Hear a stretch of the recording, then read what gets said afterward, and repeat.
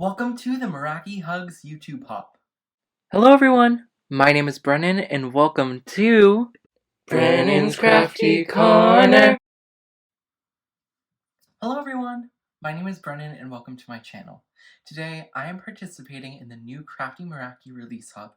This is going to be so much fun. I absolutely love the card that I made. It just came out so amazingly.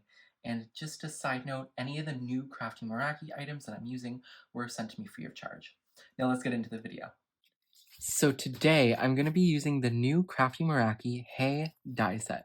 So there's the hay and then there's two shadow dies. So this can be very beautiful. You can use a bunch of different colors. And then I'm going to use the new Hi stamp set. So it just says Hi in a very scripty font with the I, and there's a couple of different sub-sentiments. Then I might pull in a sub-sentiment from the hay stamp set. I'm not sure. This one's also new. I don't know yet. Also, if you haven't watched one of my videos recently, this is for my dog scratching me, so just wanted to say that in case you're like, what's wrong with his hand? I'm perfectly fine, don't worry. So let's get into crafting. So I put the big Hi stamp onto an acrylic block, and what I'm going to do is I'm going to take some Versamark embossing ink, and I'm going to stamp it on the back, and we're going to do emboss resist. So if you've never heard of this technique, it is so simple. It's really popular too. So all we're going to do is just ink up our stamp, and we're going to stamp it down. And then once I do a bunch of these, we're going to pour embossing powder over. So just to re-sum up what I'm doing, I'm going to stamp this Hi stamp set all over my card front until the panel is completely full of Hi. I was trying to avoid the different images from each other, so I was trying not to overlap them, but I did end up doing that in a couple of spots, and I find out after I emboss it, but it actually looks pretty good, and I'll talk about that. So now what I'm going to do is I'm going to take some white embossing powder, and I'm going to take a coffee filter to collect all the embossing powder because I don't want to make a huge mess. I should have used some anti-static powder, but as I always say, do as I say, not as I do, because I tend to never use it. So I'm just going to pour my white embossing powder all over this panel just to cover up all that clear embossing ink. What I typically do is I tend to flip it so I don't have to keep pouring. I tend to coat everything. We'll see. And we're just going to flick off all the extra. And then bam, you can see the Hi is nicely stamped. I accidentally went over one of them right there, which I was trying to avoid, but honestly, that looks pretty good, and I did it there too. It doesn't look bad at all. I like it actually like that. So now I'm going to go heat set this, and I will be right back.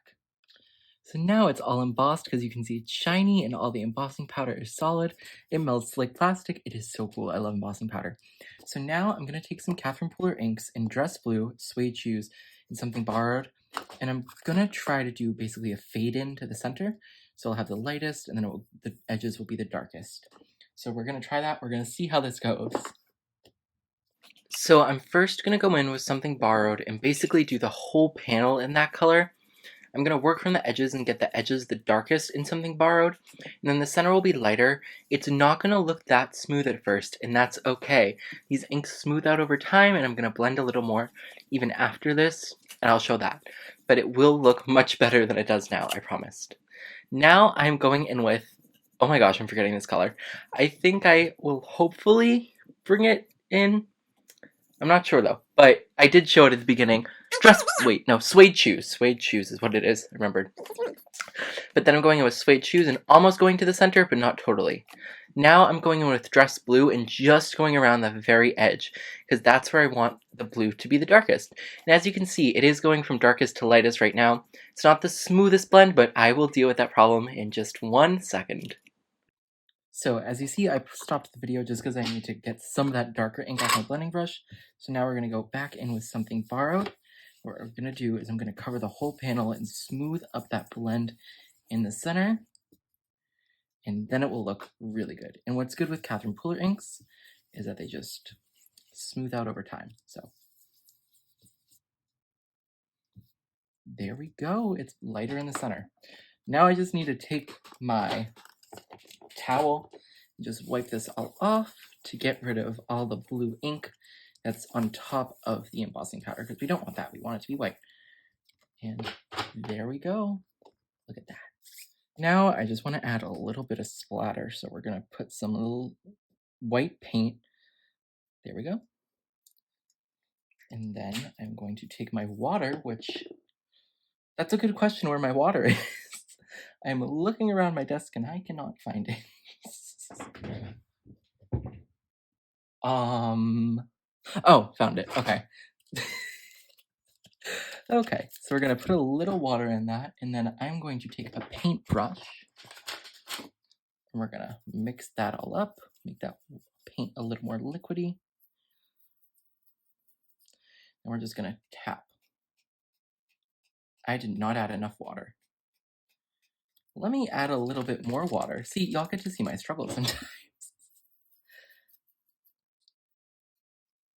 There we go. Okay, now I'll let this dry. So now I used the hay die set and I cut the actual hay sentiment out of gold reflective mirror cardstock. Then I did the first shadow in white and I did the shadow of the shadow is what I'm going to call it in vellum. So first I'm just going in and regularly gluing the gold to the white using some liquid glue. But then when I do the vellum, I'm going to have to use some double-sided tape because vellum does not mix well at all with liquid glue. It gets like crinkly, it gets wrinkled, it gets ruined, honestly. So now that I have the hay done, I'm going to take some, I want to say 1/8 of an inch tape. I could be wrong on that. But I'm just going to add that to the hay, and then what accidentally happened was when I went to remove the backer of one of the hays, and you're going to see it, you're not going to hear it because I cut the audio because it was taking too long, so I sped it up. But I thought right here that I took the adhesive, just the backer off, but I also took the adhesive with the backer.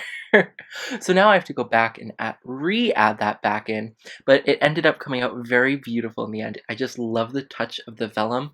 It gives it such like a subtle but a great touch. It looks amazing in my opinion. Okay, so now I glued or taped, whatever you want to say, the hay down to the background. I love how it looks. And then I did end up actually using the hay, the happy birthday, and I embossed that in white on some black cardstock. So I'm not quite sure where to put it though. Maybe here, because then it's not covering any of the prettiness, but I feel like it would work here. But I think I'll probably end up doing it there, just because if I did it really anywhere else, I'd be covering up too much of the gold, and I don't want to do that. So we're going to add some foam tape to this. One. We'll go for number 2. And this is probably going to need 3. Yeah, that's a little saggy in the middle, so we'll add a 3rd one. Just because we don't want it to get destroyed when it gets mailed. Because that would not be great, now would it? So I'm just peeling those off, and then I'm thinking right there. Perfect. Oh, I love how that's coming out so far. Now, let's add some ivory opal gem pearls. When I saw these and I was like, oh my gosh, I need to buy these. I bought these a couple weeks ago and I fell in love. These are now my go-to gems and I just love them. I also do have a Crafty Meraki gem picker. However, of course I did drop it on the wax tip, which made the wax tip crumble. So that's great, but I did buy it at the Manchester Expo uh, last September. So now I'm just gluing down these pearls, just picking them up using a different picker. I wish my Crafty Meraki one wasn't broken, and I wish I didn't break it, because it's so pretty. But anyways, I'm just gluing these down, and 2 more to do. They're just, I love these pearls so much. And there we go, they're all glued down. And here is the finished card. All I did was add a black border and then added all the card front to the card base. This is like the perfect masculine card because it's blue, it's gold, it would be perfect. And it's a card for anyone, to be honest, for anyone's birthday. This card just has like a sense of elegance to it that I love. It doesn't have a floral, which I know, shocking, but I still love how it came out. Thank you so much for watching, and I really hope that you go check out all the other wonderful videos made by the other hot participants. That'll be linked in my description box, and it will be a playlist. So you can just click on the playlist and then go through the videos. So you don't even have to click multiple links. Just go to the playlist, you can hit watch, and it will go through all the videos. I really hope you go do that. Thank you so much for watching my video, and I hope you have an amazing rest of your day. Bye everyone, and happy crafting!